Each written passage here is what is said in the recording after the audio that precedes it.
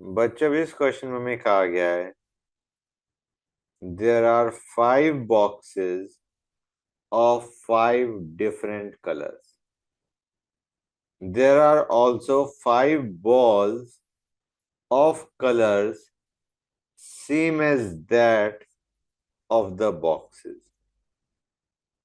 In how many ways can the balls be placed such that पहला part बच्चों all balls are placed in boxes of color not seen as those of ball.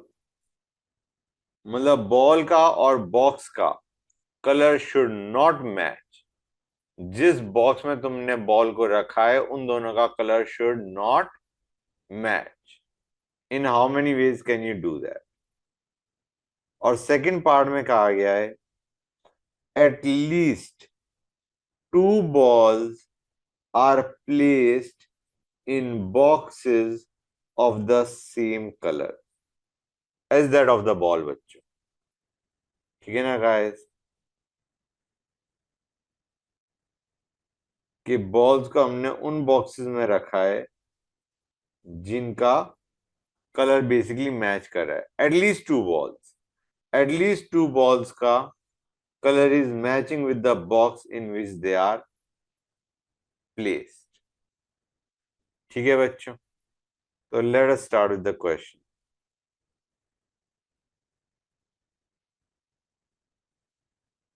Guys पहला part में हमें कहा गया है कि the colour of the box and the ball should not match. क्या हम इसको इस तरीके से कह सकते हैं that the balls are placed, या मैं पूरा लिखता हूं all 5 balls are placed in wrong boxes। wrong boxes का मतलब है कि boxes of different color as that of ball। ठीक है ना बच्चों? मतलब हम राइट किसको मान के चल रहे हैं? अगर बॉल और बॉक्स का कलर मैच कर रहा है तो then the box is correct, otherwise we are calling the boxes wrong. तो हम तो पांचों बॉल को रॉन्ग बॉक्सेस में डालना चाह रहे हैं। इसके लिए we can use the arrangement theorem बच्चों। We will use the arrangement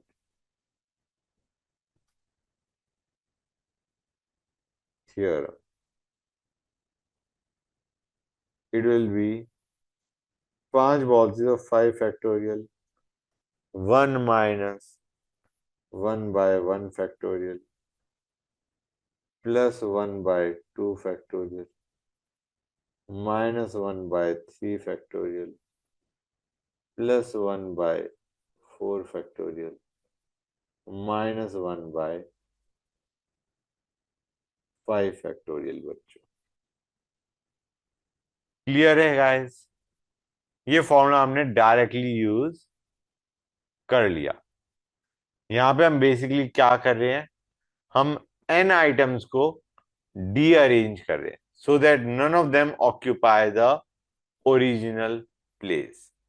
यहां पे हम n items where n is equal to 5 item D arrange कर रहे हैं।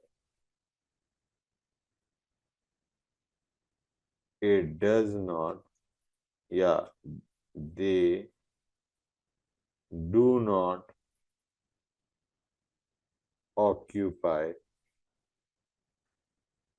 original position या original place. Basically they are placed in wrong boxes. अब आते हैं सेकंड पार्ट पे। ये हमारा पहले वाले का आंसर हो गया, पहला तो हमारा डन है। ठीक है ना बच्चों? अब आते हैं सेकंड पे। सेकंड में हमें कहा गया है at least two are placed in correct boxes, at least two are placed in boxes of the same colour. So at least two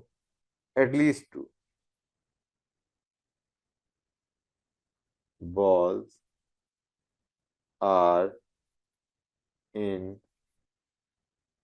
correct boxes. Okay guys, क्या मैं इसे लिख सकता हूं? करेक्ट बॉक्सेस तो तुम समझ गए, बॉक्सेस ऑफ सेम कलर. अब एटलीस्ट टू कहा गया है, क्या मैं इसे लिख सकता हूं? Total ways to arrange balls in those boxes minus one ball in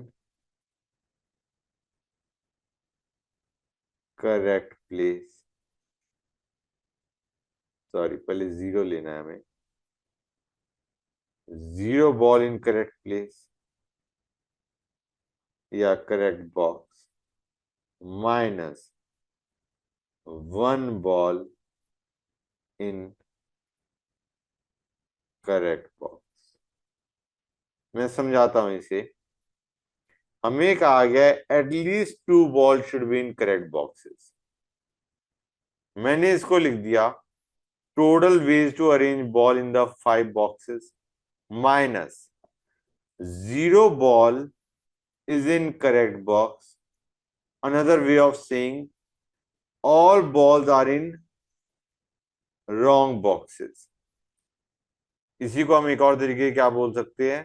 zero ball in correct box का मतलब है all balls in wrong boxes.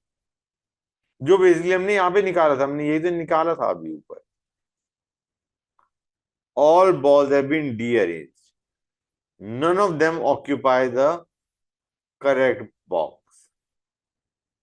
तो ये हमें ऑलरेडी पता है. Zero ball in correct box का मतलब है all balls are occupying the wrong boxes.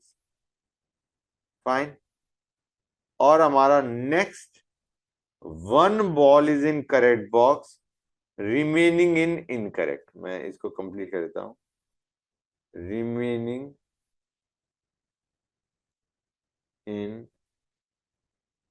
Wrong box, मतलब पांच में से एक तो करेक्ट बॉक्स में गई है और remaining are going in the wrong boxes. एक बॉल करेक्ट बॉक्स में गई और रिमेनिंग चार are in the wrong boxes. So मैंने at least two balls in correct boxes को इस तरीके से लिख दिया. Now total ways to arrange five balls in five different boxes. कैसे करोगे बच्चों? Five factorial. हाँ है ना? अब आते हैं नेक्स्ट पार्ट पे. Zero ball in correct box, ये मैंने अभी तुम्हें बताया था बच्चों. Zero ball in correct box का मतलब है all balls are going in the wrong boxes, which will be written as 5 factorial 1 minus 1 by 1 factorial plus 1 by 2 factorial minus 1 by 3 factorial plus 1 by 4 factorial minus 1 by 5 factorial. सारी ball wrong boxes में जा रही है. ठीक है ना guys? Zero ball in correct box का मतलब है all balls in wrong boxes. अब आते हैं नेक्स्ट पे. One ball in correct box and the remaining in wrong boxes.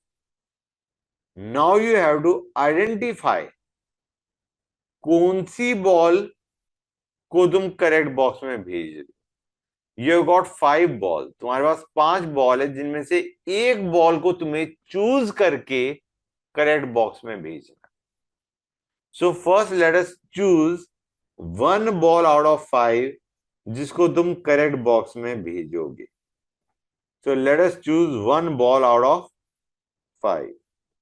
5C1. पांच में से हमने एक बॉल चूज कर ली और उसे करेक्ट बॉक्स में भेज दिया. करेक्ट बॉक्स में भी एक ही तरीके से जा सकती है। 5 में से हमने एक बॉल चूज कर ली और उसको करेक्ट बॉक्स में हमने भेज दिया, which can be done in one way only. अब आते हैं रिमेनिंग 4 बॉल्स पे। Those 4 balls have to go in wrong boxes. So remaining 4 balls को रॉन्ग बॉक्सेस में कितने तरीके से भेज सकते हो?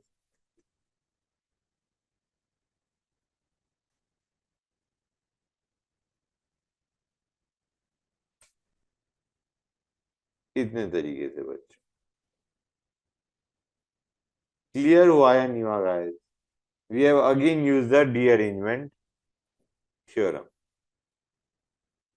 एक बॉल को चूज करके करेक्ट बॉक्स में डाल दिया और रिमेनिंग 4 balls को रॉन्ग बॉक्सेस में हमने भेज दिया in these many ways, and this whole expression is going to give us the answer for at least 2 balls in correct boxes बच्चों। क्लियर है यहां तक? समझ में आया नहीं आया इस क्वेश्चन को हमने कैसे किया? गुड।